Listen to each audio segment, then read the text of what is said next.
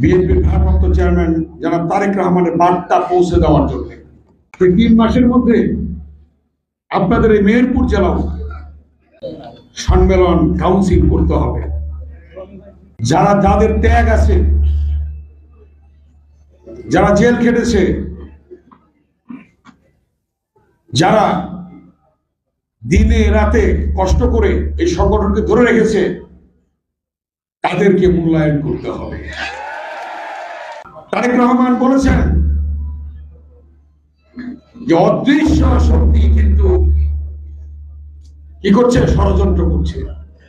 এটা আমাদের বুঝতে হবে।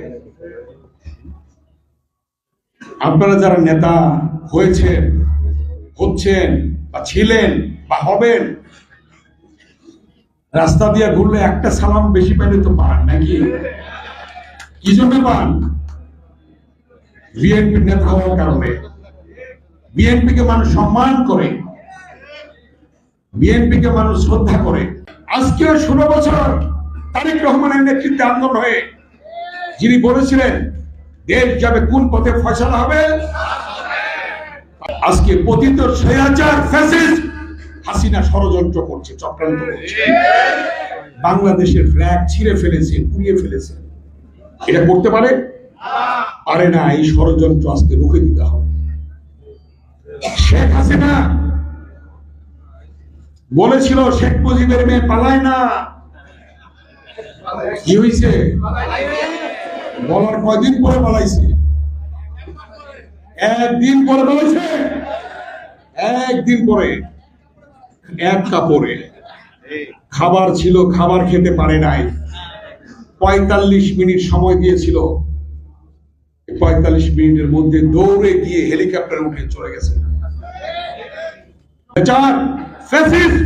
আজকে ষড়যন্ত্র করছে নতুন করে আবার বাংলাদেশে একটা অস্থিরতা সৃষ্টি করার জন্য।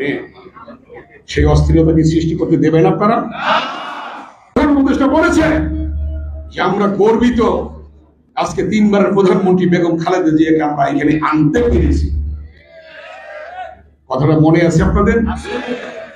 সেই সম্মান দিয়েছে, জাতি সম্মান দিয়েছে, আল্লাহ তাআলা বেগম খালেদা জিয়াকে সম্মান দিয়েছে।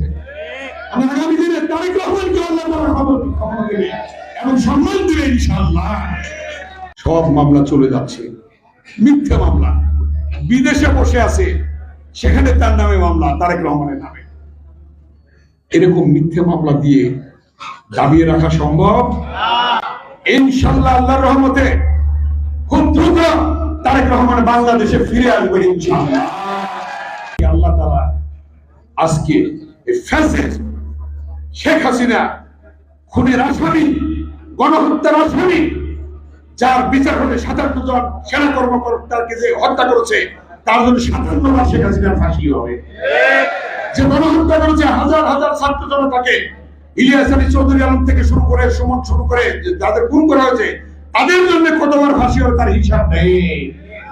আপনাদের ওয়াদা রাখবেন, আগামীতে সংগঠন শক্তিশালী করে যে নির্বাচন আসছে, সেই নির্বাচনে আমাদের প্রার্থী যারা তারেক রহমান যাকে দেবেন তাকে আপনারা নির্বাচিত করবেন।